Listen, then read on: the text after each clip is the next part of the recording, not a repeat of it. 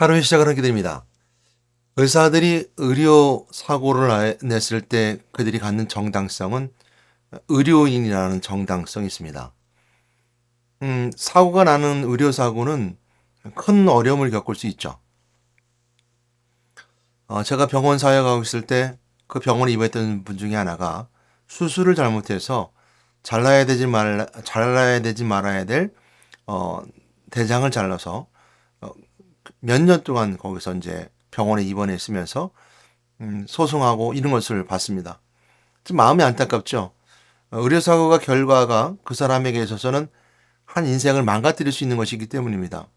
그러나 또 반대로 생각하게 되면 의사가 그것이 두려워서 의료 행위를 하지 않는다면 어, 치료할 수 있고 질병을 이길 수 있는, 그리고 의료 행위를 통해서 질병을 이겨나갈 수 있는 방법은 없습니다. 항상 뭐든지 도전해야 되는 것이고 거기에 따라서 새로운 것을 발견해야 되며 또 의료행위도 발전돼야 되겠죠. 그래서 두려움 때문에 의료행위를 못한다면 한 생명을 또 안타깝게 죽음으로 갈 수 있기 때문입니다. 그러나 의사들도 사람이고 또 실수를 할 수도 있습니다. 그랬을 때그 의료행위를 했던 의사들은 의사라고 하는 정당성이 부여되게 됩니다. 똑같이 사람에게 칼을 쥐어주고 사람의 배를 찔렀을 때 어떤 사람이 강도가 찔렀으면 이제 강도가 찔름을 통해서 교도소를 가지만 의사들은 그 배를 찔렀을 때 의사들은 교도소에 가지 않고 그 정당성을 부여하게 됩니다. 그것은 의사가 그 병을 고치고자 하는, 또한 그 질병을 문제를 해결하고자 하는 그런 의사의 먼저 갖춰야 할 소양의 그 본인의 자세가 있기 때문이죠. 그래서 우리가 정당성이라고 합니다. 정당화. 그래서 만약에 의사가 사고가 나게 되면 업무상 과실치사로 되게 되죠. 그래서 강도들처럼 살인죄가 적용된다든지 그러지 않고 업무상 과실치사라는 것으로 적용됩니다. 흔한 또한 그 예 중에 하나가 이제 운전이죠. 운전했을 때 운전수가 사고를 내게 되고 그 운전수의 사고로 말미암아 큰 문제가 생겼을 때 운전수는 어, 어떤 다른 어떤 그 법적 적용, 살인죄라든지 강도죄가 적용되는 것이 아니라 과실치사, 그러니까 업무 중에 아니면 그 운전 중에 이런 일들을 겪었기 때문에, 이런 일을 사고 났기 때문에 과실치사라는 것으로 적용되게 되죠. 이 모든 것이 이제 그 운전에 대한 아니면 의료행위에 대한 정당성이 부여하기 때문입니다. 국가적도 마찬가지입니다. 국가적으로 한 행동에 대해서 정당성을 부여하려고 하죠. 예를 들어서 러시아나 아니면 미국이나 우크라이나 전쟁을 통해서 볼 수 있는 것은 서로 양쪽에 정당성을 부여하려고 합니다. 우리는 이렇게 정당하기 때문에 전쟁을 일으켰어. 우리 이렇게 우리 국가 이런 정당성이 있기 때문에 또 인류를 위해서 너희들 전쟁에 내가 개입할 거야. 이렇게 하는 이런 어떤 자신의 정당성을 부여하게 되죠. 이처럼 우크라이나 시민들에게서는 그 아픔이겠지만요. 국가나 사회나 모두가 정당성의 부여함을 통해서 그가 하는 행동이 바르다라고 생각합니다.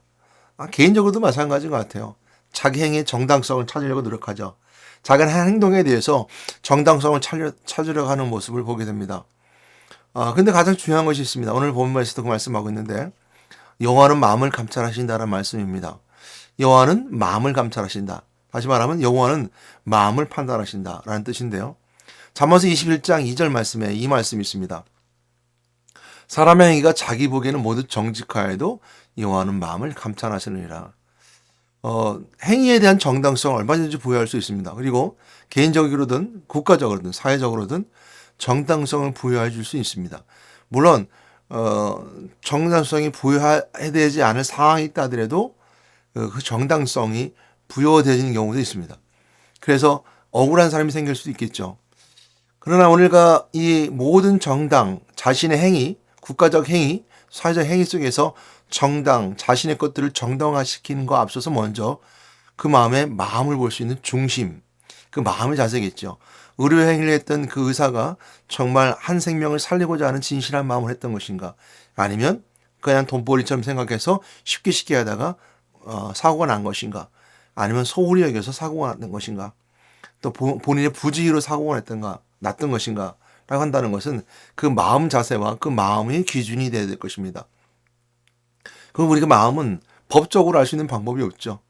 우리가 러시아도 그렇고 미국도 그렇고 아니면 유럽의 모든 지역도 마찬가지입니다. 우크라이나 전쟁을 통해서 볼 수 있는 여러 가지 자국의 이익에 따라서 자신의 정당성을 찾는다 하더라도 그 내면 속에 있는 그들 마음 속에 있는 그것은 우리가 분별할 수 없습니다. 그러나 그 마음이 바라야 되고 그 마음이 사랑이 있어야 되고 그 마음이 서로가 함께 살아가고자 하는 서로 배려가 있어야 되고 존중이 있어야 되는 것은 그 마음 속에 있어야 될 것들입니다.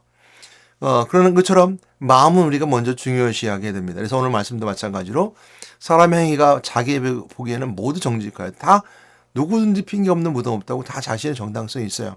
자신의 한 행동에 대해서 그런 걸 통해서 우리가 여호와의 마음을 감찰하신다는 말씀을 통해서 하나님은 그 정당 너희들 정당이라는 것보다 내 마음을 보신다는 것이죠. 그럼 우리가 마음에 어떤 마음을 품느냐에 따라서 그 결과들이 달라지게 되고요. 또 내용들이 달라지게 됩니다. 가룟유다의 마음속에 사단이 예수를 팔려는 생각을 집어넣음을 통해서 그 마음속에서 결단하게 되죠. 이처럼 무엇이 주어지냐에 따라서 마음이 무엇이 주어지냐에 따라서 결과들이 달라지게 됩니다. 물론 그 결과들이 달라진 거에 대해서 본인들의 정당성을 찾을 수 있겠죠. 그런 어떤 사회의 합의적 내용 속에 정당성을 찾을 수 있을지 모르지만 그 마음은 올바르지 않을 수 있습니다. 아무리 좋은 일하고 옳은 일을 한 후에도 그 마음이 그 생각이 의롭지 않다 한다면 그 결과들이 아무리 좋다 하더라도 그 결과는 바르다라고 할 수 없습니다. 예를 들어서 어떠한 독지가가 뭐 사업가가 아이를 도와주기 위해서 뭐 암 환자들에게서 몇 억을 기부했다라고 했는데 그 기부한 기업의 회장이 암 환자들을 이제 무시한다든지 이런 마음이 이제 그런 모습들이 보여진다면 몇 억을 기부한 것이 의미가 없다는 거죠. 사회적 합의적으로 정당화 보여줄 수 있을지 모르지만 그 마음이 그 생각이 의롭지 않으면 그 정당화가 아무리 올바른 사회적 합의 속에서 올바르다 하더라도 올바른 것이 아니라는 것이죠. 그래서 하나님께서는 마음을 감찰하신다는 말씀으로 우리에게 설명해 주고 있고요. 신약에서는 가룟유다의 마음속에 예수를 팔려는 생각을 집어넣는 것을 통해서 그 마음의 중요한 어떤 걸 심어줘야 되는 것이 굉장히 중요하다는 것을 설명해 주고 있습니다. 마음에 대한 말씀을 나누다 보면요. 우리 잘 아는 네 가지 비유이죠. 그러니까 이 비유 설명 가운데 이제 씨앗 뿌리는 비유를 많이들 말합니다. 그러니까 마태복음 13장 1절 9절 말씀을 가지고 생각해 보고요. 또 마태복음 13장 18절 23절 말씀을 통해서 말씀 보도록 할 텐데요. 네 가지 비유가 있었습니다. 근데 이것이 어떻게 마음이냐라고 말할 수 있을까요? 그런데 그 마음이라는 것은 뭐냐면 18절로부터 23절 말씀 가운데 이 비유를 설명해 주고 있어요. 제자들이 물어요. 우리가 비유를 좀 설명해 줬으면 좋겠습니다. 예수님 그 비유에는 다른 것을 천국 비밀을 말씀해 천국 비유로 말씀해 주시고 계시거든요. 그랬을 때 19절 말씀에 그 말씀하고 있어요. 아무나 천국 말씀을 듣고 깨닫지 못할 때는 악한 자가 와서 그 마음에 뿌린 것을 빼앗나니까 그 마음이라는 것을 설명해 주고 있죠. 그 뒤에 나온 설명도 마찬가지입니다.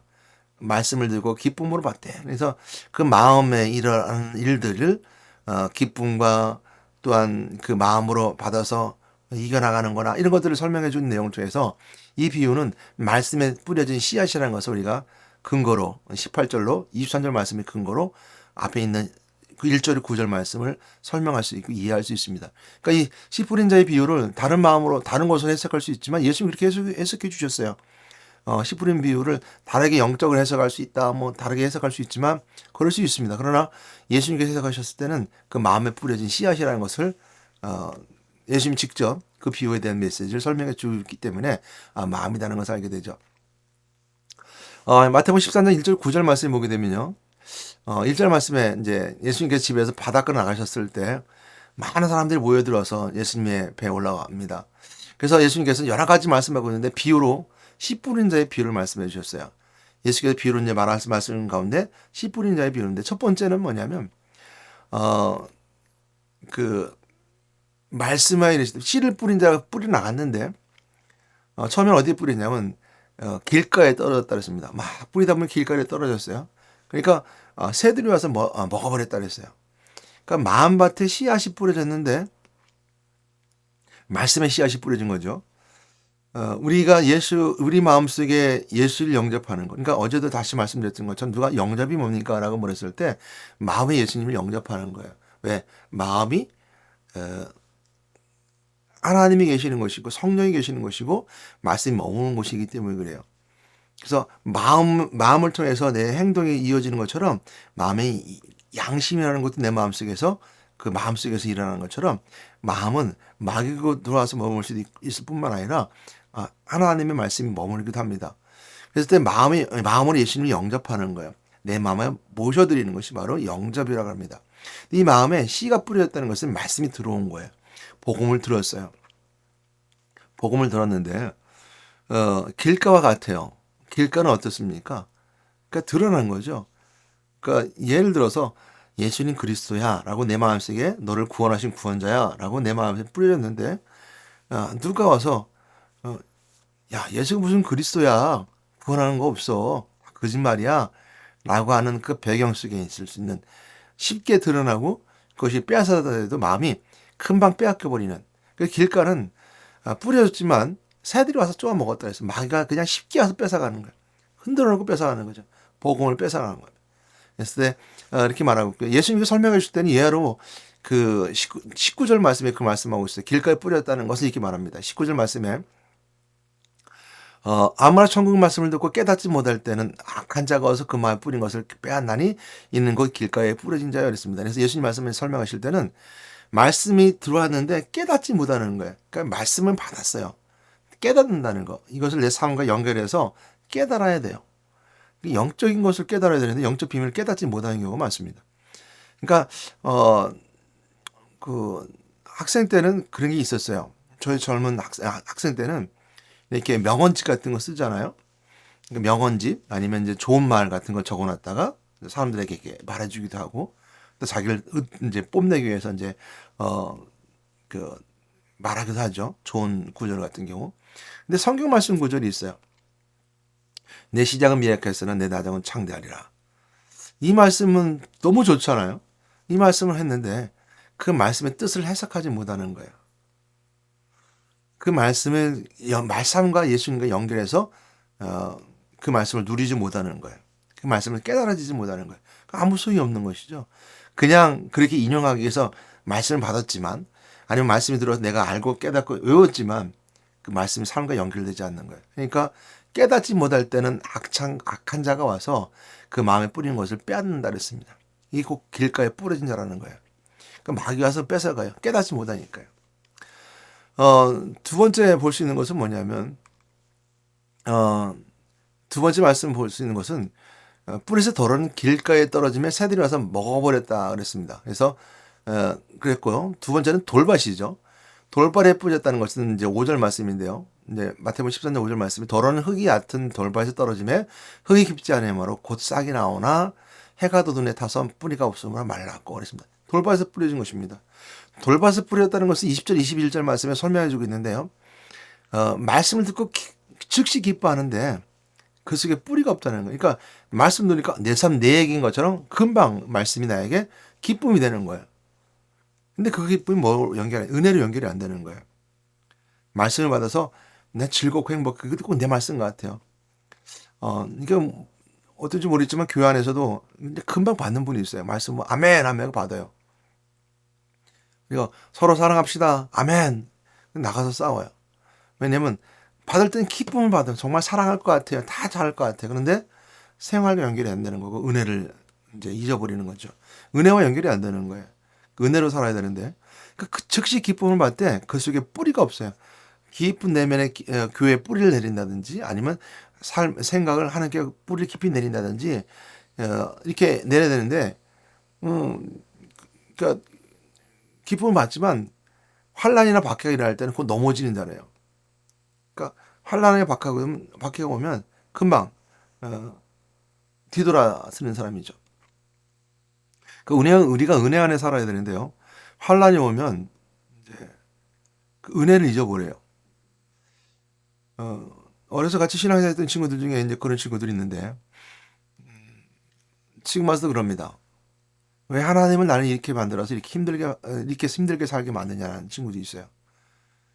학생들까지 은혜를 많이 받았어요. 근데 지금 사는 게 힘들어요. 그 환란과 어려움이니까 은혜를 잡고 있는 거예요. 그 은혜를 가지고 살아가는 거예요. 은혜는 하나님께로부터 받은 은혜를 가지고 이 땅에 기쁨과 즐거움으로 삶을 살아가는 거예요. 그러니까 은혜가 더 많은 거예요. 은혜는 하나님이 주시는 것이기 때문에 우리가 완벽하게 가득 찰 수 있어요. 세상의 기쁨은 우리가 우리 삶에 만족을 주지 못해요. 그러나 하나님이 주시는 은혜는 우리가 만족을 주시는 것은 뭐냐면 성령이 내 안에 충만함을 통해서 내가 믿고 의지할 때 충성지 순종할 때 하나님이 주시는 은혜는 나 안에 가득 찰 수 있어요. 우리가 충만이라는 표현을 쓰게 되는데 세상의 물질로는 채워줄 수 없는 그 은혜와 기쁨이 있어요. 그러니까 어떤 환란이 와도 어려움이 와도 박해가 와도 넘어지지 않죠. 근데 은혜가 자꾸 잃어버리면요. 계산을 하게 되고 세상 생각이 들게 되고 또 세상의 이치를 따라가기 때문에 자꾸 넘어지게 됩니다. 그럼 이제 안 되는 거죠. 그러니까 여호와는 마음을 감찰하신다는 말을 꼭 기억하시기 바랍니다. 그 마음을 감찰하신다. 마음을 판단하신다는 것이고요. 세 번째 볼 수 있는 것은 가시떨기죠. 해가 덜은 7절 말씀에 보게 되면 덜은 가시떨기 위에 떨어짐에 가시가 자라서 기온을 막았다 그랬습니다. 이 말씀을 가시는 메시지는요. 이제 22절 말씀해 주고 있는데요. 가시떨기에 뿌려졌다는 것은 말씀을 들으나 세상의 염려와 재물의 유혹에 말씀이 막혀 결실하지 못한다는 자예요. 말씀을 받았지만 자꾸 세상의 염려와 재물의 유혹을 통해서 말씀이 결실을 못 맺어요. 그러니까 결실이라는 거, 열매를 맺어야 되는 건데 열매를 맺지 못한다는 겁니다. 내 안에 말씀이 있으면서 말씀이 들어지지 못해서 내가 구원받은 열매가 있고 그 열매가 우리가 세상에 드러나야 되는 것인데 그 열매를 맺지 못한대요. 왜냐하면 염려와 재물의 유혹 때문에 열매를 맺지 못한대요. 네 번째 볼 수 있는 것은 좋은 땅에 뿌렸다는 것인데요. 마태복음 13장 8절 9절 말씀입니다. 더러운 좋은 땅에 떨어지면 어떤 것은 100배, 어떤 것은 60배, 어떤 것은 30배의 결실을 하였느니라. 귀 있는 자는 들을지어다 그랬습니다. 이 말씀도 마찬가지로 설명해 줄 때 뭐라고 했냐면 좋은 땅에 뿌렸다는 것이 13장 23절 말씀이에요. 마태복음 말씀을 듣고 깨닫는 자니 결실하여 어떤 것은 100배, 어떤 것은 60배, 어떤 것은 30배가 되느니라 하시리라 했습니다. 그 말씀을 듣고 깨닫고 결실을 맺는 자예요. 성경 말씀 우리가 왔을 때 내가 그것을 깨달아지는 건 끝나는 거지 않고 결실로 맺어지는 것들을 말합니다. 우리가 생각해 볼 수 있죠. 행위의 정당성. 내가 행위를 통해서 어떤 것을 정당화할 수 있습니다. 행위의 정당성은 어떤 관점에서 바라보냐에 따라 다 다를 수 있어요. 다 그 행위에 대한 또 그 행동에 대한 정당화는 다 찾을 수 있습니다. 다 개인의 마음에 다 있기 때문이요. 길 걸어가 넘어져도 넘어진 이유가 있는 것처럼 행위의 정당성을 찾을 수 있어요. 문제는 그를 행위의 정당성뿐만 아니라 상대방에게 문제를 떠넘길 때가 문제가 있겠죠. 저 사람 때문이야 라고 할 때 문제가 있겠죠. 오늘 거기까지 갈 이유는 없겠지만 그것이 아니라 내 자신을 돌아봤을 때 내 마음에 내가 정당성을 찾을 수 있는데 우리 그 마음속에 여호와께서 그 마음을 보신다 그랬어요. 마음으로 판단하신다 그랬습니다. 그러니까 여호와께서 보시는 것은 너의 행동에 대한 정당성을 보는 것이 아니라 너의 행위를 하게 된 그 마음을 보게 되는데 그 마음에 말씀에 뿌려지게 되면 이거죠. 마음의 씨앗이 떨어지게 되면 이런 말씀을 하게 되는 것이죠. 근데 그 말씀에 뿌려지게 되면 좋은 땅이라면 너희가 마음이 넉넉하고 풍요롭고 하나님께 향한 마음이 함께 연결되는 사람이라면 하나님 마음을 품을 수 있는 자라면 우리 빌립보서 말씀처럼 예수 그리스도의 마음을 품은 자가 될 수 있는다라면 결실을 맺는다는 것인데 완전 깨달아진다는 거예요.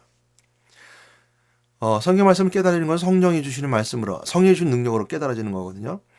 내 생각으로 깨달을 수 없습니다. 하나님 말씀은 우리가 죽었다 깨어나도 우리 생각으로는 깨울 수가 없어요. 그렇게 깬다는 것은 오늘 정당성을 찾아가는 사람과 마찬가지예요. 내가 신앙생활의 정당성을 찾기 위해서 자꾸 말씀에서 뭔가 찾아요. 근데 그 안에 뭐가 없냐면 성령의 도우심과 하나님께 의지하심과 하나님의 계획하심이 없어요. 그러니까 그 말씀 속에서 좋은 말씀을 찾지만 하나님과 연결하지 않아요. 그리스도와 연결하지 않아요. 그리스도를 바라보는 관점을 통해서 그 마음에 복음 대신 그리스도가 씨앗이 뿌려지게 되고 복음의 씨앗을 가지고 그리스도의 관점으로 그 말씀들을 바라보게 되면 깨달아지는 거예요. 그 이유는 제가 한번 뭐 정당성을 찾는다면 여러분 이렇게 찾아볼 수 있는 거예요. 제가 여러분들에게 그 이유를 설명해 드리면 하나님의 말씀은 하나님의 말씀이 100% 하나님의 말씀이라면 인간은 하나님의 언어를 알아들 수 없습니다. 인간은 인간의 언어로서 인간의 사고로서 하나님을 이렇게 또 저렇게 정의를 내리고 명제화시킨다면 그는 인간의 사고 속에 들어갈 수 있는 하나님이기 때문에 하나님은 정의될 수 없는 거예요. 그래서 하나님이 우리에게 알려주셔야 되는 거예요. 직접 말씀해 주셨는데 하나님께서는 인간의 언어를 말씀하셨어요. 하나님의 언어를 말씀하지 않고요.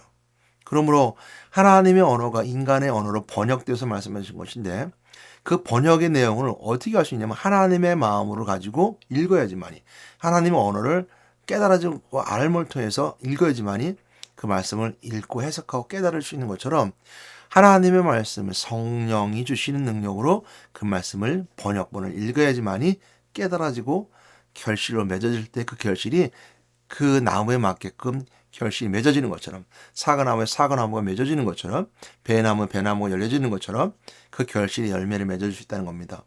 그러나 성령의 도우심에 따라서 그 뿌리를 내리고 열매 맺는 것이 자라서 열매 맺는 것이 성령이 주시는 것이 아니라면 마귀가 주는 것이라면 마귀의 열매를 맺을 것입니다. 세상의 것들로 가득 차서 세상의 열매를 세상 것 열매를 맺어주는 거예요. 이건 교회에서 동일합니다. 교회 안에 있는 사람들 여러분들이 그 마음속에 성령이 주시는 말씀으로 말씀을 해석하고 깨달아 열매 맺지 아니하면 그리스도의 복음으로 열매 맺지 아니하면 마귀가 주는 열매를 맺을 수 있고 세상의 것들을 열매 맺을 수 있고 그 세상의 열매들은 교회 안에서 동일하게 적용될 수 있습니다. 더 큰 더까지 확장돼서 생각해 보게 되면요. 교회 안에서 예수 믿고 부자 됐다는 거 있을 수 있지만 그거는 성령이 주신 마음이 아니라면 성령이 주셔서 말씀을 깨달아 거룩한 하나님의 사람으로서 부의 축적이 되지 않았다면 교회 안에 다닌다고 해서 부자가 됐다라는 거 세상의 재리로 또 세상의 재물로 마귀에 주는 씨앗으로 맺어진 것일 수도 있습니다. 이렇게 해석하는 것도 더 확장되어 말할 수 있는 부분들이거든요. 그러나 우리가 거기까지 생각할 건 없고요. 그렇게 생각하는 사람이 그렇다면 돌이키는 여러분 되시기 바랍니다. 그러므로 성령이 주시는 말씀을 통해서 성령이 주신 능력을 가지고 하나님의 말씀을 깨달아야 되는데 예수가 성령 안에 예수를 주라 할 수 없는 것처럼 예수가 그리스도를 고백할 수 있는 것은 성령이 가능한 겁니다. 성령이 주시는 말씀입니다. 그 능력입니다. 그래서 우리가 어떤 관점으로 말이야 그 말씀의 씨앗을 어떤 관점으로 그 말씀을 깨달아지고 결실을 맺어야 되냐 그런 그리스도입니다. 예수께서 하나님 만나는 만남의 길을 열어주셨고 성육신에서 만남의 길을 열어주셨고 십자가 지으심을 통해서 우리가 죄를 용서해서 친히 어린 양 제물을 주셔서 우리 죄를 속죄해 주셨으며 또한 죽으심의 부활하심을 통해서 왕신 것을 세상 가운데 선포하셨습니다. 그럼을 통해서 우리가 왕신 그리스도를 선포하면 세상 가운데 승리하며 삶을 살아가는 것이죠. 이것이 바로 그리스도의 세 가지 직분이고 그리스도가 우리에게 주시는 그 직분에 따라 우리에게 주시는 은혜이며 이것은 그리스도라고 하는 관점으로 향년 말씀을 바라볼 때 그 그리스도의 열매들이 맺을 수 있습니다. 성령의 열매뿐만 아니라 하나님 계획하심 속에 들어갈 수 있다는 거, 하나님 주신 자녀의 권세로서 우리가 하나님 주신 천국을 우리가 누릴 수 있다는 거, 이거 다 모든 것 하나님 주신 계획하심, 하나님이 주신 하나님 언어를 해석한 성령의 역사심 속에 있을 때 가능한 것이고요. 그리스도의 관점으로 바라볼 때 가능한 것이죠. 그것이 바로 말씀을 듣는 것은 그리스도의 말씀을 들었고 깨닫는 것은 그리스도의 말씀으로 그 말씀을 깨달아지는 것이고 그 결실은 그리스도를 통해서 우리가 하나님 하신 일들이 일어나는 것, 이것이 결실입니다. 세계복음화 한다든지 한 개인을 구원의 길로 인도한다든지 전도한다든지 봉사한다든지 예배드린다든지 찬양한다든지 기도한다든지 이 모든 은혜의 삶을 살아가는 것이 바로 결실입니다. 그것이 어떤 자는 100배, 어떤 자는 60배, 30배가 된다는 것을 말씀해 주고 있습니다. 오늘 특별히 마태복음 13장에 보게 될 때 저는 순서가 거꾸로 가거든요. 100배, 60배, 30배로 가게 됩니다. 다 소중하다는 거야. 사람에 따라 100배 맺을 수도 있어요. 그러나 사람에 따라 30배 맺을 수 있는 것도 있어요. 사람의 역량에 따라 다를 수 있습니다. 그러나 그 결실은 다 소중하다는 것이고요. 좋은 땅에는 이처럼 갑절에 아니면 그 이상의 30배, 60배, 100배의 열매를 결실을 맺을 수 있다는 곡해 가신 여러분 되시기 바랍니다. 그리고 하나님께서는 사람의 행위가 자기 보기에는 모두 정직하여 정당하여도록 여호와는 마음을 감찰하시니라. 그런 마음에 씨앗이 있는가? 그리스도의 복음의 씨앗이 있는가? 그렇지 않은가? 감찰하신다. 보신다는 것이고 판단한다는 것이고 하나님 여러분 마음속에 들어와서 그 말씀을 보신다는 걸 꼭 기억하시고 마음에 하나님 마음 품고 여러분도 깨달아 그리스도의 열매 맺는 여러분 되시기를 주님의 이름으로 축복합니다. 기도하겠습니다. 하나님 감사합니다. 사람의 행위가 자기 보기에 모두 정직하여도 여호와는 마음을 감찰하신다는 말씀 붙잡게 하시 하나님 감사합니다. 누구든지 어떤 사람이든지 자기가 하는 행동에 대해서 정당성을 찾을 수 있습니다. 이래서 그래 저래서 그래 하지만 우리 마음속에 마음을 감찰하시 하나님 은혜가 있으면 저희들 깨닫고 하나님 저들 마음속에 말씀의 씨앗을 뿌렸을 때 알게 하시고 깨닫게 하시고 그 말씀대로 하나님의 열매를 맺어갈 수 있는 저들에게 인도하시고 축복하여 주시옵소서. 우리 예수 이름으로 기도드렸습니다. 아멘.